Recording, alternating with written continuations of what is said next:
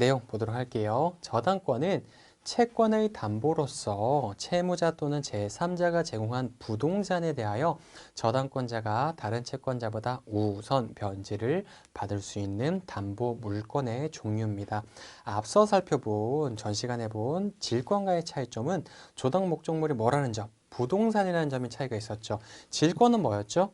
동산이나 권리가 우리 목적물이었다는 차이점이 있어요. 저당권, 근저당권은 어디에다가 토지나 건물 같은 부동산에 성립할 수 있다는 점이 차이점이고요. 그다음에 이것도 큰 차이점이 있죠.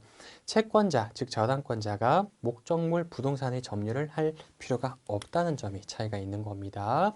우리 질권자, 예컨대 동산 질권자, 전당포업자 같은 분들, 질권자는요, 물건, 우리 동산의 점유를 필수 요건으로 하는 겁니다. 하지만 저당권자, 근저당권자는 점유가 필요가 없어요.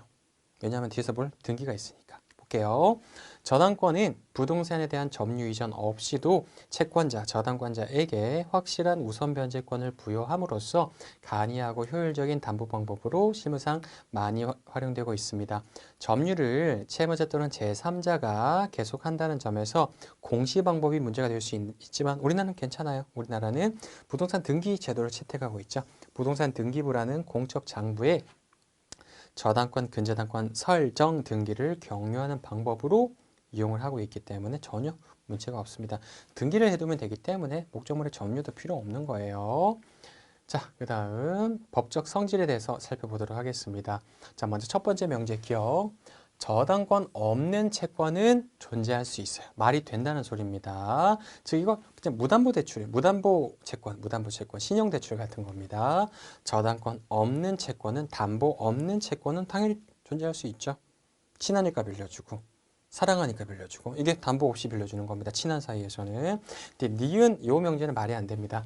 채권 없는 저당권은 존재할 수가 없다라고 얘기를 하는 겁니다.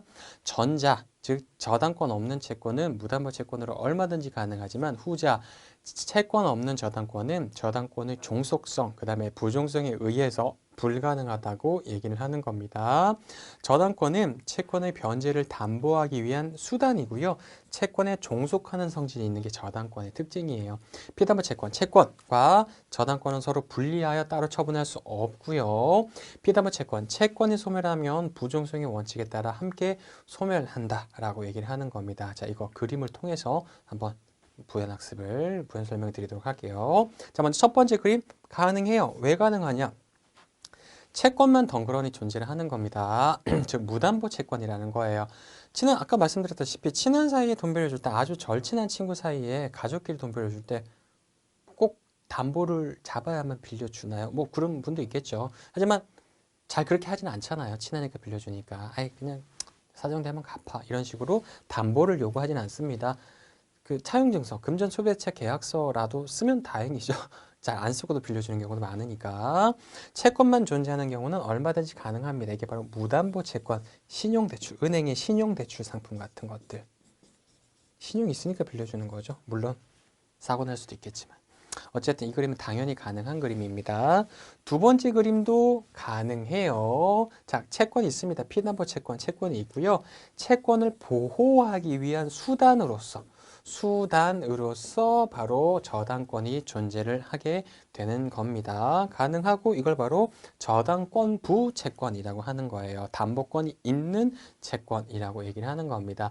저당권과 채권은 물론 이렇게 구분해서 설명을 하지만 별개의 몸이라고 생각을 하시면 안 돼요. 한 몸이라고 생각하시면 됩니다. 제가 일반적인 강의에서 많이 설명드린 비유가 어떤 비유가 있냐 하면 채권이 왕이에요. 왕입니다. 저당권은 신하라고 얘기를 할게요.